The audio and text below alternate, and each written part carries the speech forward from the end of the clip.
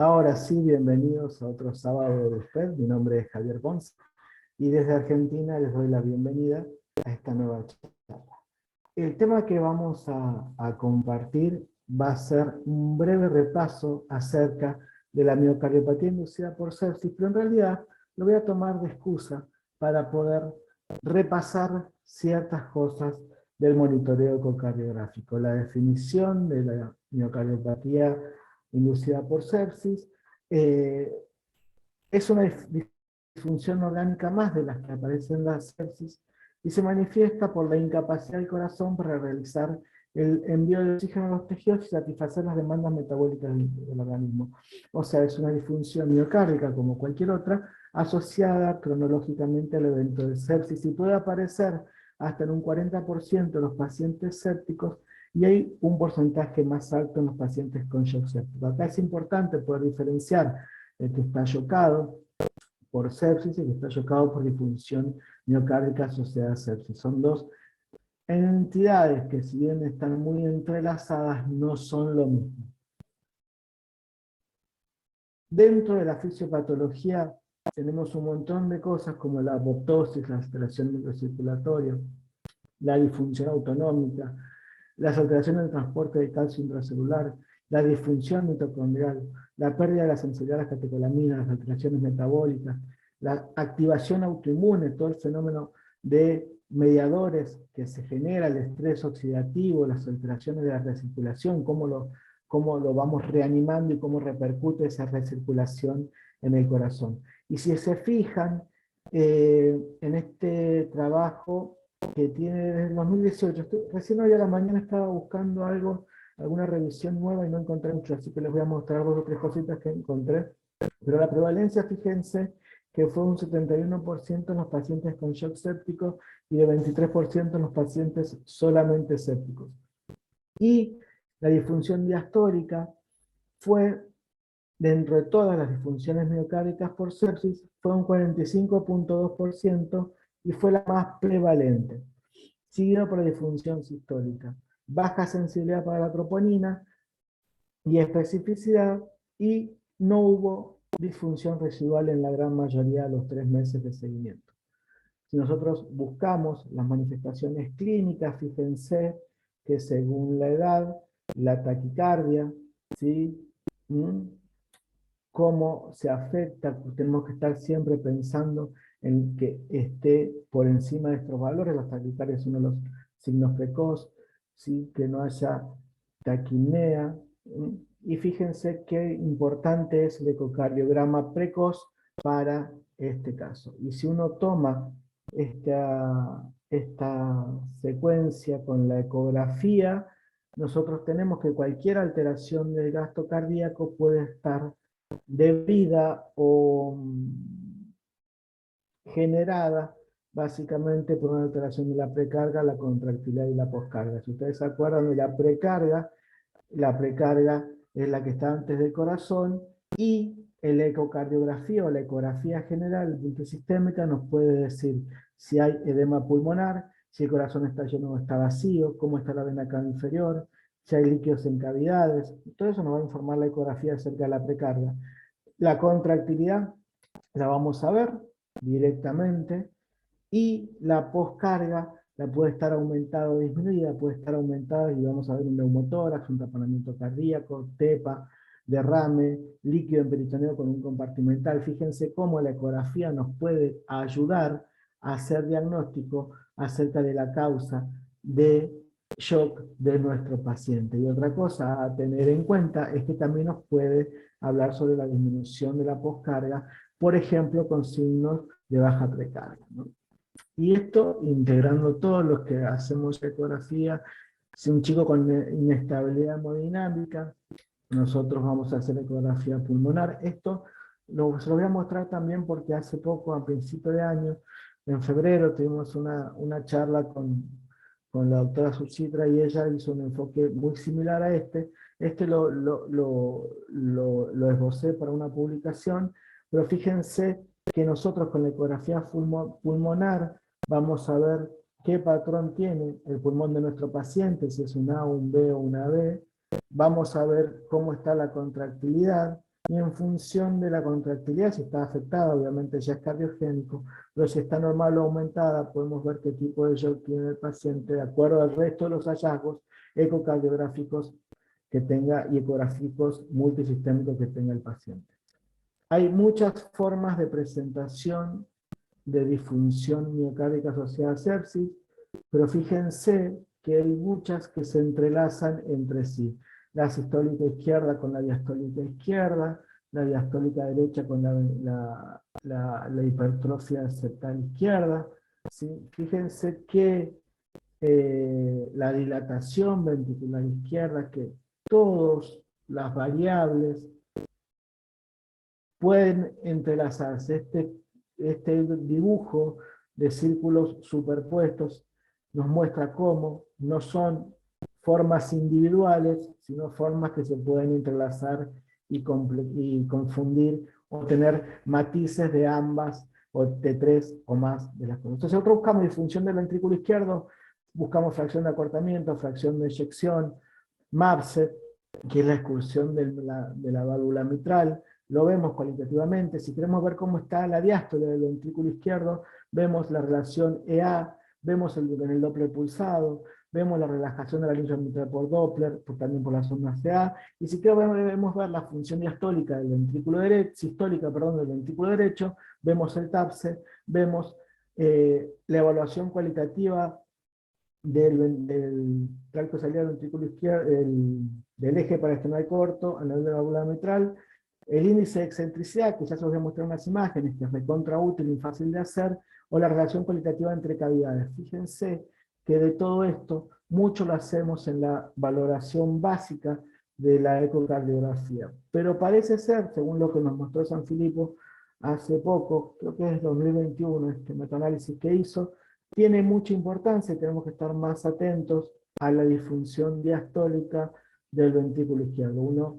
La primera destreza que suele lograr en ecocardiografía es evaluar global y sistólico, entonces quizás requiera un poco más de entrenamiento la evaluación diastólica, principalmente del ventrículo izquierdo. Y fíjense, para ver un poco cada una de las funciones y alteraciones, qué herramienta vamos a usar para ver la función ventricular sistólica izquierda.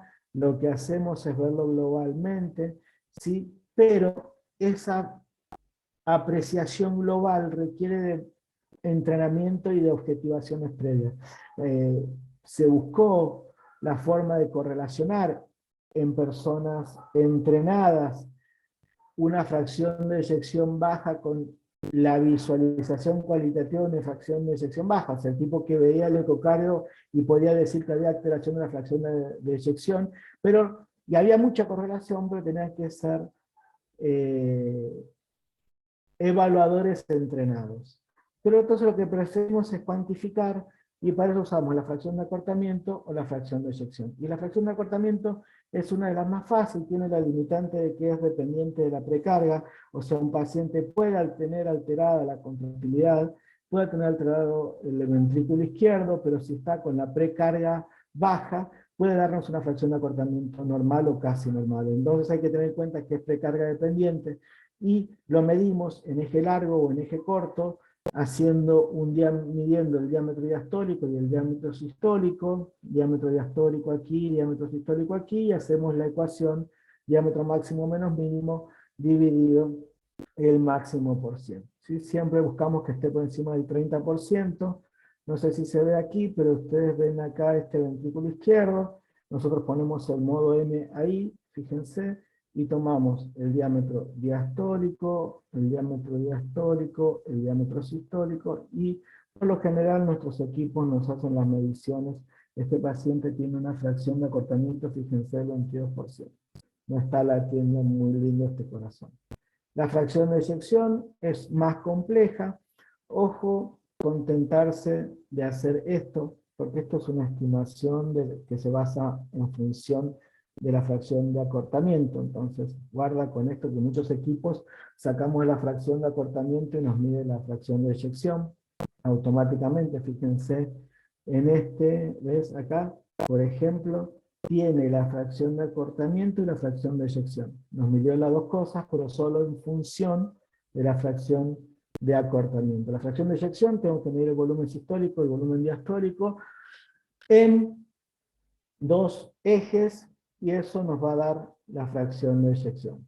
Siempre tratar de que esté alrededor del 50%. El flujo de llenado mitral, tenemos el Doppler pulsado, que lo ponemos en el tracto mitral. Ahí ponemos el Doppler pulsado y vamos a ver la velocidad E y la velocidad A. Lo que esperamos siempre es que la velocidad E sea mayor a la velocidad A, entonces sacamos esa relación que sea entre 1 y 2 y que no sea mayor de esta relación. A ver, perdón que tengo problemas con el audio. Sí, va a estar la presentación en el Facebook, no, en YouTube, René. Y en Spotify también, van a estar en Spotify y en YouTube. Si no, tenemos el llenado mitral, el flujo con el Doppler tisular, el TDI, ¿sí? También lo ponemos el Doppler tisular en el ventrículo izquierdo y podemos ver las relaciones para ver si tenemos afectación diastólica del ventrículo izquierdo. No quiero meterme mucho en eso porque hay charlas, después en el canal de YouTube las pueden buscar, que están muy interesantes. Una de nuestro amigo mexicano, Eduardo Tomás Alvarado, que ahí las pueden buscar en YouTube y en Spotify sobre Doppler tisular. Se las recomiendo sin dudarlo. La función sistólica del ventrículo derecho, hay que tener en cuenta que el ventrículo derecho funciona a expensas casi del ventrículo izquierdo. Entonces, la contracción del ventrículo izquierdo hace aproximadamente 50% de todo lo que es la contracción del ventrículo derecho. La masa ventricular muscular del ventrículo derecho es una sexta parte del ventrículo izquierdo. Entonces, una de las cosas que más usamos, que más nos estamos, estoy por lo menos yo acostumbrado a medir, es la expulsión de la tricúspide, del plano anular tricúspido. Pongo, fíjense acá, no sé si lo llegan a ver, pero ahí está la válvula tricúspide, la válvula tricúspide, que es la que está pegada a la pared del ventrículo derecho, no la que está parada al septo. Esa válvula tricúspide, le pongo el modo M sobre la válvula tricúspide y mido la altura o el desplazamiento. Ese desplazamiento tiene que ser mayor a 10 en lactantes, mayor a 15 en niños y mayor a 17 en adultos. Fíjense que acá están los percentilos de TAPSE para la edad, y si tenemos un TAPSE que está muy bajo, lo que nos habla es una disfunción ventricular derecha. Esta es otra forma, que es el índice de excentricidad. Este es el ventrículo izquierdo y este es el ventrículo derecho. Si medimos que no se nos deforme el ventrículo izquierdo a expensas del derecho, tenemos un buen índice de excentricidad. Fíjense esto, lo que decía yo, el signo de la D, la relación ventrículo derecho-ventrículo izquierdo. Si el ventrículo izquierdo no se deforma en sístole ni en diástole, está todo normal. Si se deforma solo el ventrículo izquierdo en diástole, puede haber una sobrecarga de volumen, y si se deforma, en diástole y en sístole, es una sobrecarga de presión. Esto siempre acuérdense que es en eje corto para externar. Como repaso, tener en cuenta el diámetro diastólico del ventrículo izquierdo, tenerlo como dato importante de seguimiento, y que la fracción de acortamiento es precarga dependiente, y el TAPSE también es precarga dependiente. Esto, tenemos charlas también de respuesta a volumen, vamos a tener 2 charlas más sobre carga, así que esténse atentos por ahí. Con respecto a los biomarcadores, la troponina no se encuentra del todo definida la relación que tiene, pero parecería ser que el péptido natriurético B podría ser un buen marcador de la disfunción miocárdica por sepsis. Siempre tenemos que tener en cuenta en la reposición de volumen de ser los más cautelosos posibles. Por eso es importante la ecocardiografía precoz para poder diagnosticar cuáles son nuestros pacientes que tienen disfunción miocárdica asociada a sepsis. Nosotros podemos detectarlos, no quiere decir que por tener una disfunción no vaya a necesitar líquidos, sino que tenemos que ser mucho más cautos y no generar sobrecarga. Entonces, monitorear el índice cardíaco, también hay una charla de índice cardíaco, medición de gasto cardíaco, que es la primera de este año, es la de la segunda semana de enero, búsquenla, que está interesante, y hacer un soporte terapéutico para el fallo multiorgánico. Fíjense cómo tenemos varias alteraciones asociadas a la miocardiopatía séptica, como la caída del gasto cardíaco. Tenemos que acostumbrarnos a medir el gasto cardíaco. Una vez que ustedes lo hacen, les va a dar un montón de herramientas para el seguimiento. Fíjense la disfunción del ventrículo izquierdo, ¿sí?, con una fracción de eyección baja. La disfunción derecha, con el TAPSE bajito, con la relación ventrículo derecho-ventrículo izquierdo mayor a 0,6, y la disfunción diastólica del ventrículo izquierdo con las alteraciones del Doppler tisular y el EA.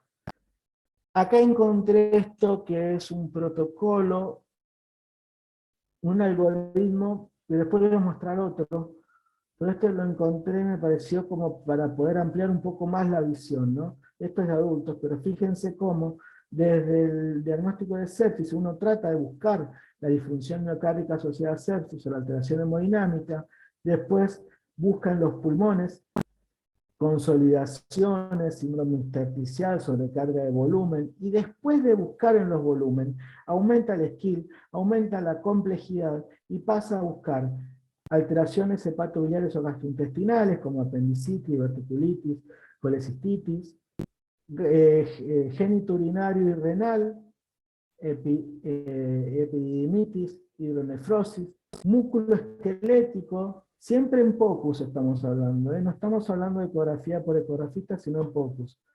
En músculo esquelético, celulitis, abscesos, artritis, procedimientos para los abscesos vasculares, para los gases, para las vías arteriales, la artrocentesis, las funciones pulmonares, pleurales, y el POCUS como herramienta del recurso, del control de recursos. Entonces, acá tenemos para drenar los abscesos, drenar las abscesis, los empiemas, los abscesos, ¿sí?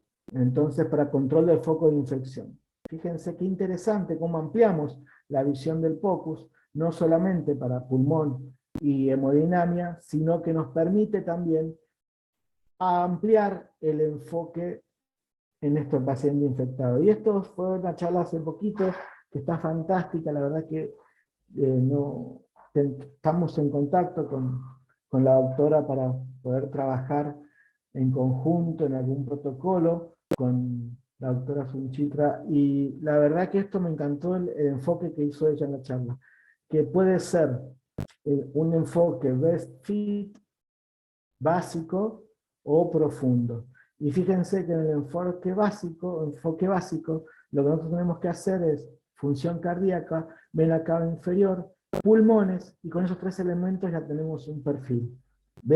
Determinamos si la respuesta a fluidos va a ser positiva, si va a tolerar los fluidos, y vemos los cambios según los tratamientos implementados. Entonces, esto deberíamos hacer todo en nuestras guardias, en nuestras terapias.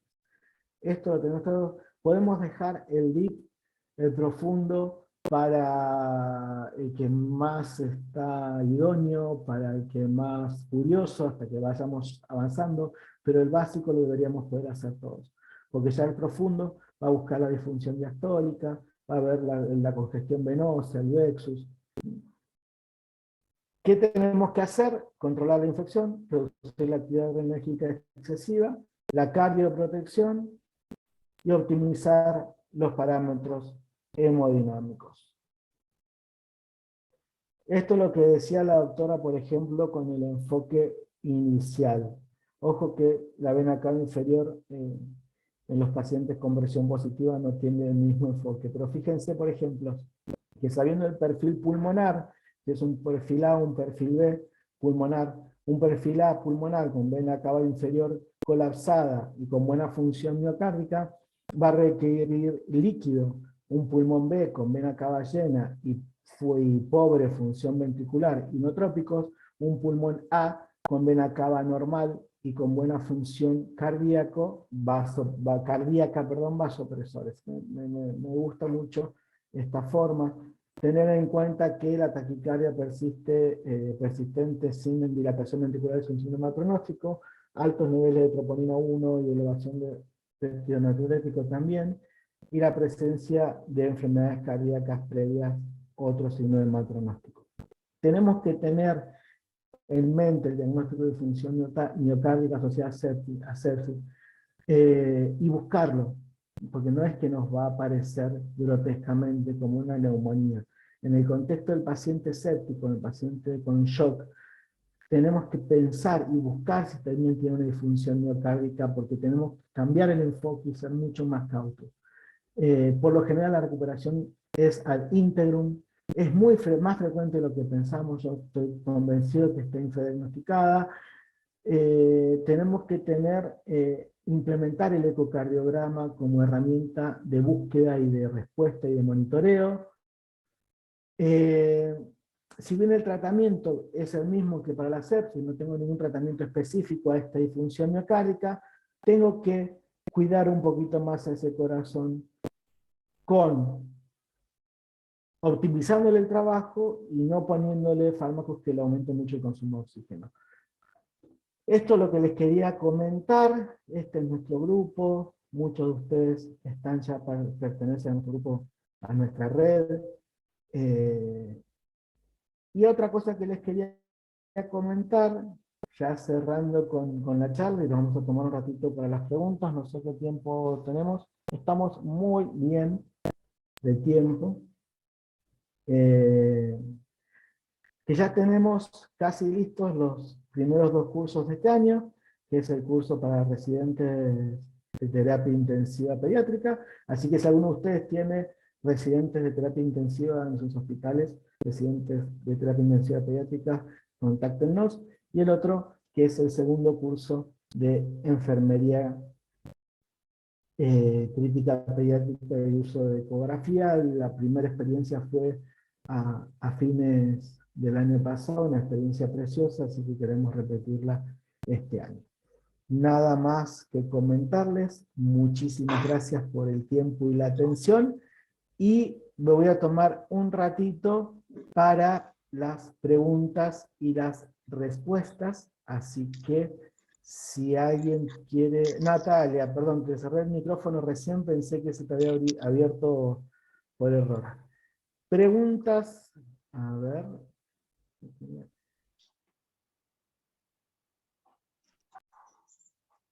¿Alguna pregunta? ¿Alguna duda?